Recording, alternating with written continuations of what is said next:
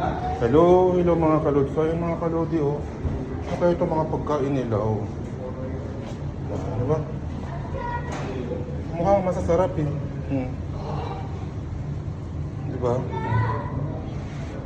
Tapos, ayan, ito yung mga pagkain nila, oh. Chicken burger, beef burger, oh. Ayan mga kalodi, so. Tapos yung presyo, ayan yung mga presyo.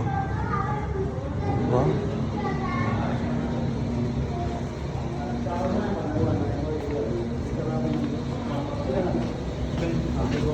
Ito yung mga fruits nila, oh. Mga fresh fruits, carrots, avocado, green apple, lemon, manga, pears, and orange.